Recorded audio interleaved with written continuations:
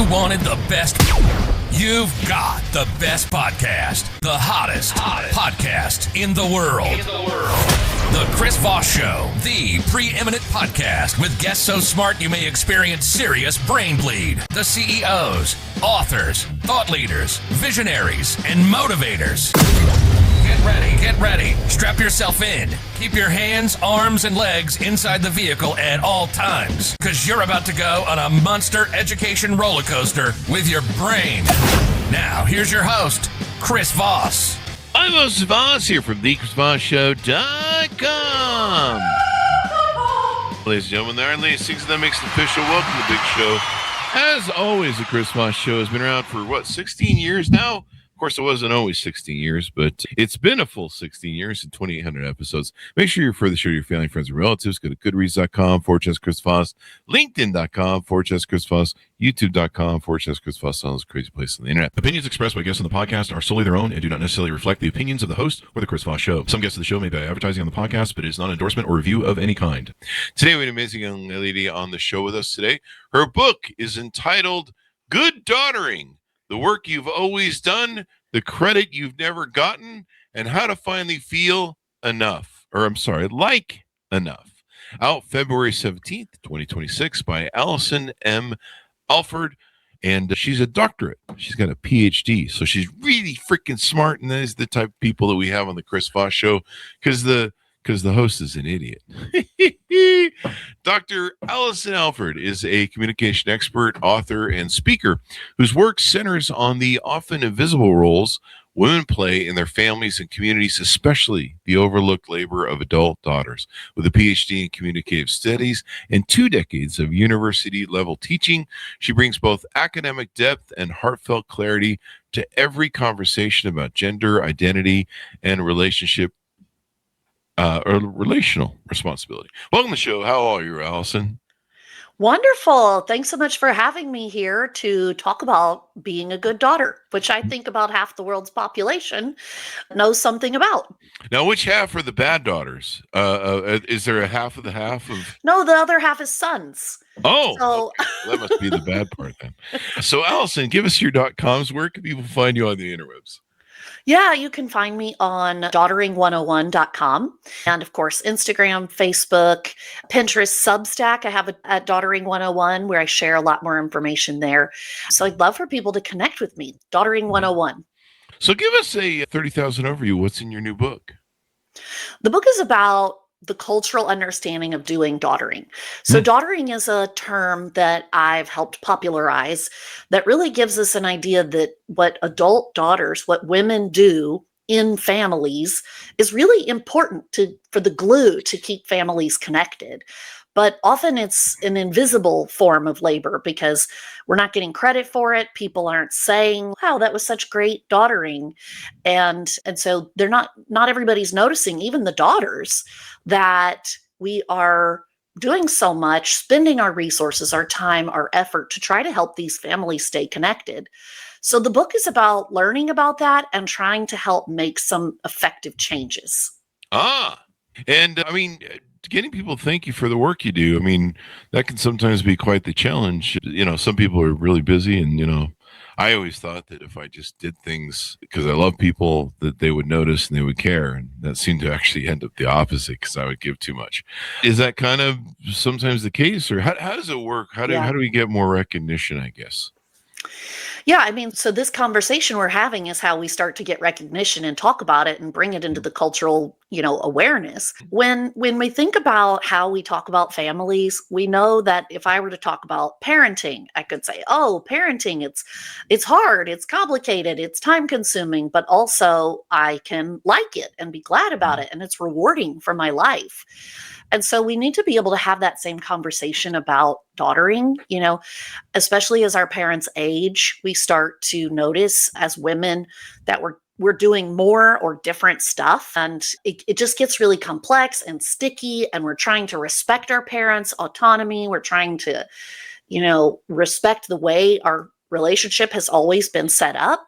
But we're also seeing as a daughter, I'm working really hard. I'm calling, I'm thinking ahead, I'm trying to prevent conflict. I'm, being this logistical CEO, I'm being the emotional barometer or peacemaker. And yet nobody is really going around saying, thank you for doing that. Thank you for being our emotional weather vane today. And, it's not necessarily that we have to thank each other, but I think having an awareness that daughters are contributing a lot to what makes family life successful. Talking about that more, that's where the relief comes in. And when you say in the sense of daughtering, this is something that's the interactive family communications and interactions that you go on a family unit. Sometimes they're fairly complex with married. Like once all the siblings get married, sometimes those other folks can cause issues and stuff like that. Is that a good thing there?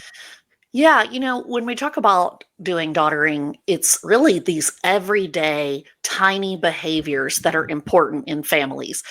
Many times when people bring up daughtering, I feel like we jump straight to when my parents like really old or sick and they need me, then of course we know that's really when the daughters show up and it kicks in as being a caregiver.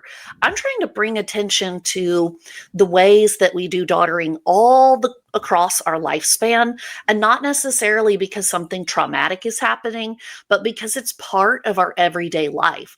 Just like I go to work and earn a paycheck and I do little small things every day. Every day isn't a big day, with a big project or a big client, but showing up and doing the work and being consistent, it really matters. And other people benefit from that. And ultimately I benefit too. And I feel a lot of great purpose in my work.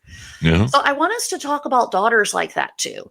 I want us to think about, your sister, your friend, your wife, your aunt, your niece, whoever that may be, and how much sort of time intensivity or resources and effort she puts into doing stuff for the family, stuff that you can't. Obviously, if the house was going to have a tornado hit it and the parents called and they said, Allison, come help us board up the windows, that's pretty visible.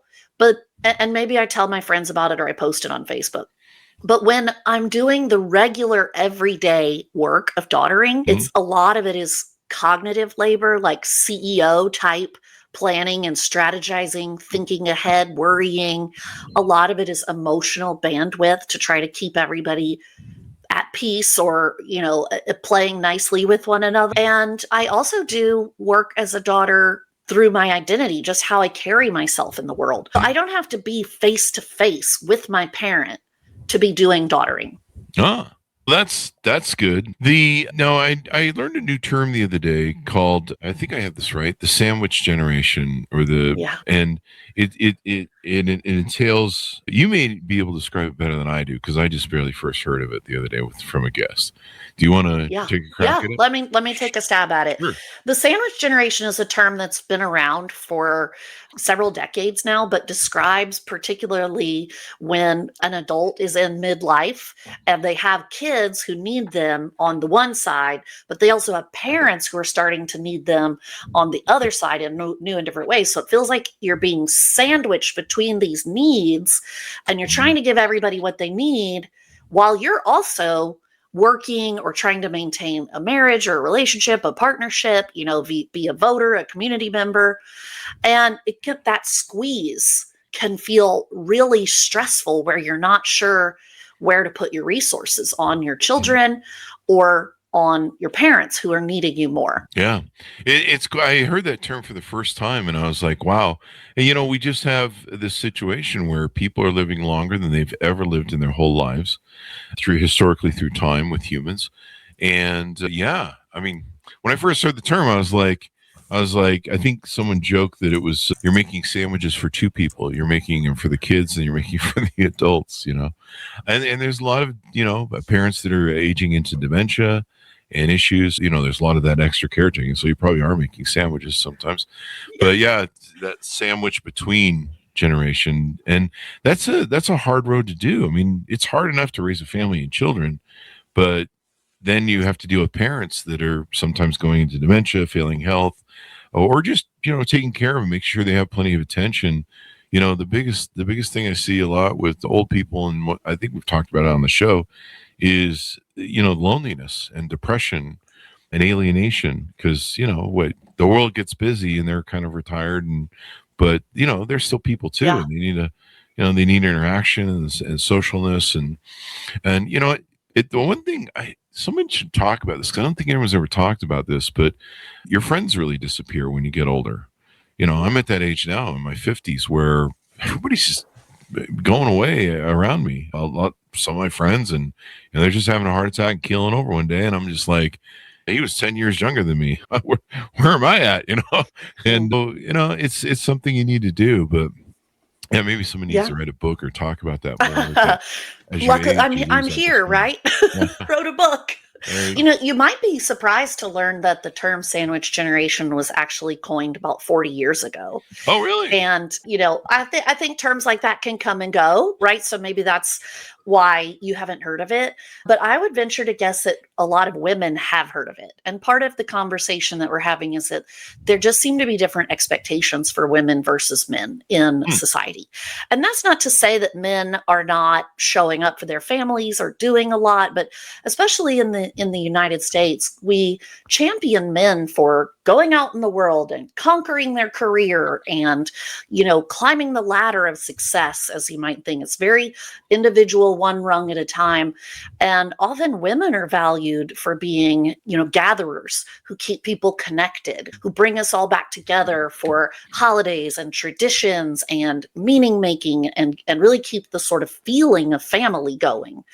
And that can be very stressful for women, especially, as we think about generational change and shifts happening.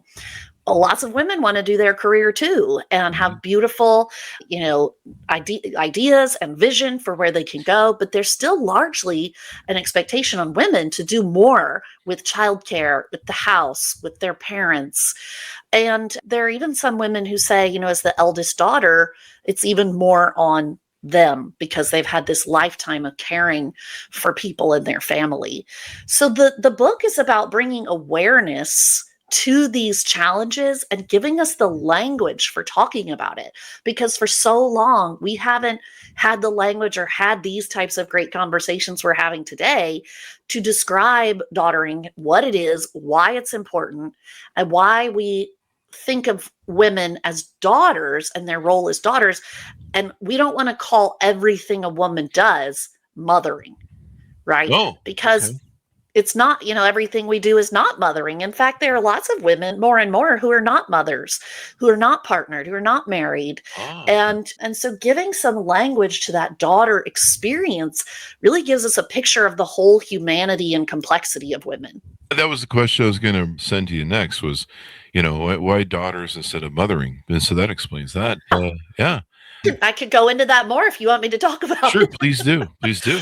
Yeah, I think, for a long time we have, and this is kind of cultural as well, is that we tend to use the word mothering and mothers and motherhood. And there's a lot of emphasis on it and how important it is. And I am a mom, so I'm not discounting that. It's very important. But I try to remember that as a mom, as a mother, as someone who tries to do well at motherhood, I want to save that for just my children. I don't mother my husband. And I don't want to mother my parents. I am their daughter. I'll never be their parent. I can never be 25 years older than them. I'll never have gone through the scenarios or situations or political contexts or newsworthy things that they did that matter generation to generation.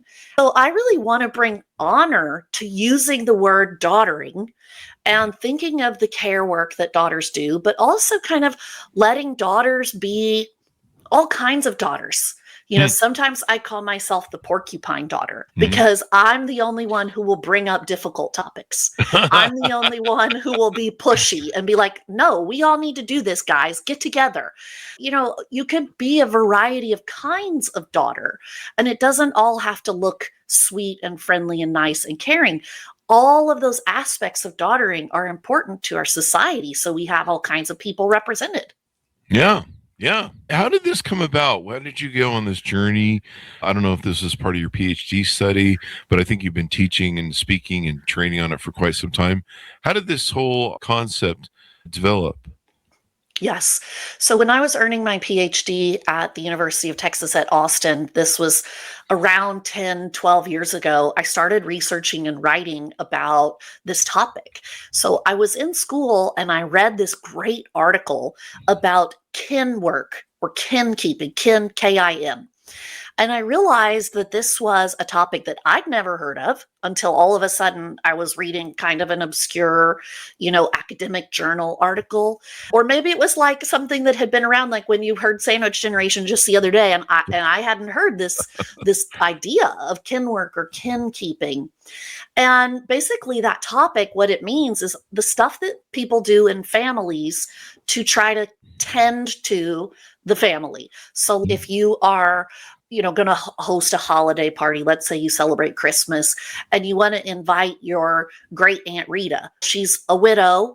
And so you need to remember to invite her. And then somebody needs to get her a gift, so that she has something to open when everybody's opening something. And so that remembering, that thinking ahead, that planning, that purchasing and wrapping, all of those things take up mental space, mental load, but they matter for the family. Everybody wants the aunt there. Everybody enjoys the experience, or we can enjoy the experience of family in healthy families, but we don't want to overlook the work, the resources it takes to get us to that spot of having nice family interactions and support. So that's when I started thinking about, how I show up in my family. And I come from a family of boss women, boss babes. And I was looking around thinking the daughters that I know are really the ones who are doing so much of this, expert level type of work. Sometimes I call it being the cruise director. The cruise director has to be like on the Love Boat. Okay, you're scheduled for this on the Lido deck. Next at 1500 hours will be this. Somebody has to have the schedule, the ideas, all the events planned, and then invite everyone there. And then everyone has a lovely time because of this work that has come before. And that's when I started writing about daughtering. And it was quite a challenge to get started because there was nothing out there on it, not in the way that I talk about it. And so I started doing research, and in the past 10 years, I've talked to hundreds of women. And we did this big research study last year. I'm a professor at Baylor University in the business school, and we got some funding and did this qualitative research study. And we interviewed one-on-one over 300 women to ask them, how do you do daughtering? What's it like? We asked them about whether they like being a daughter, what's hard about it. We asked them about birth order. We asked them about geography, like how close do you live to your parent and does that matter?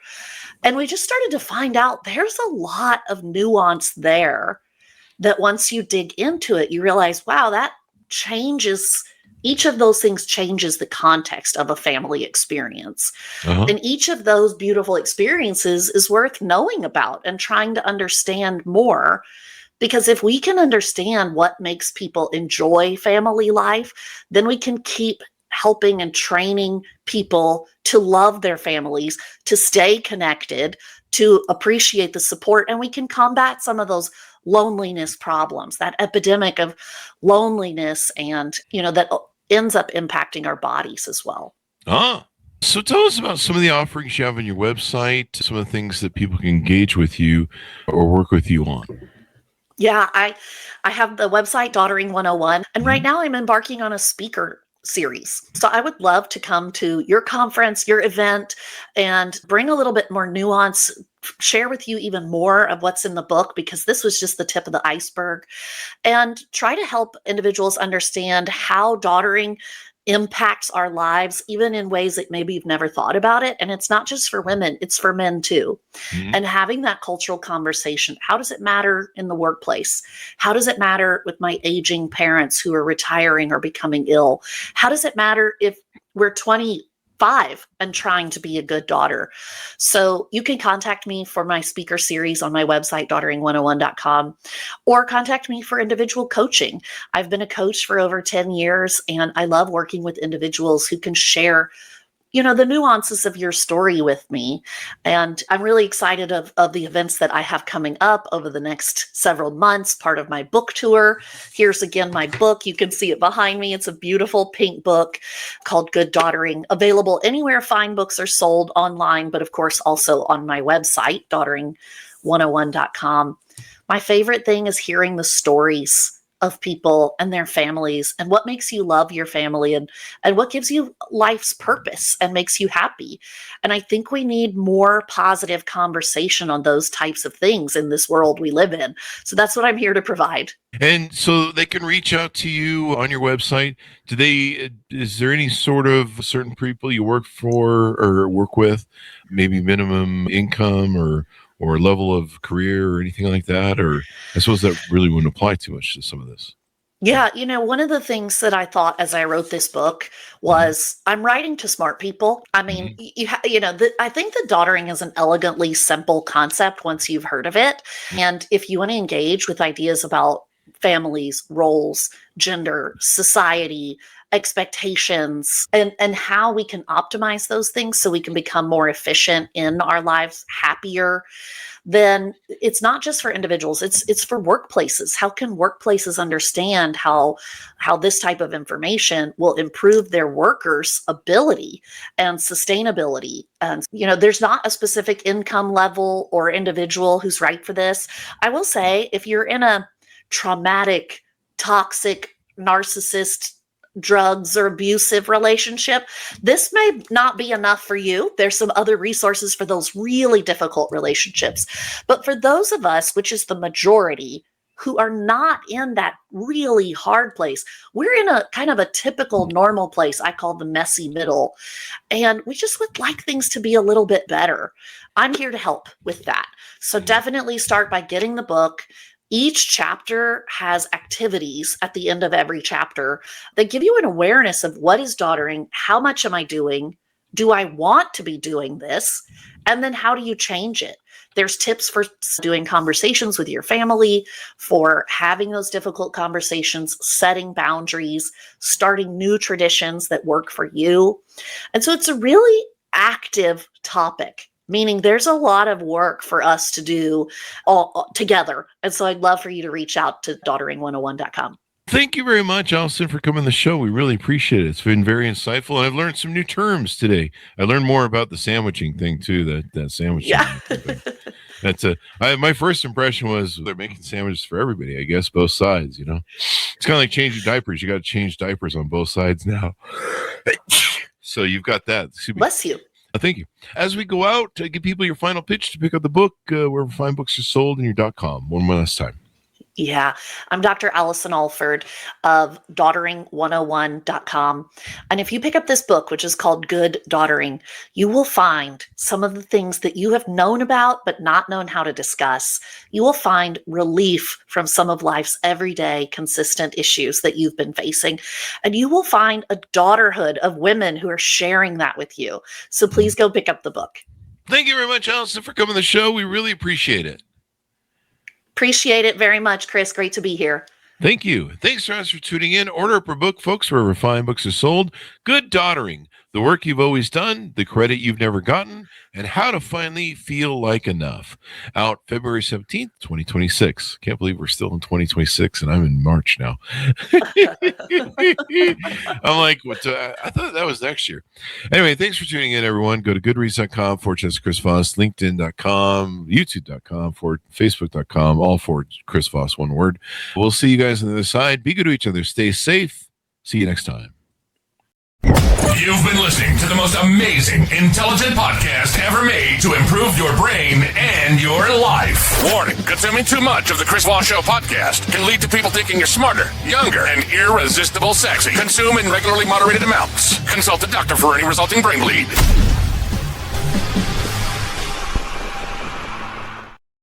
All right, Allison, that should have a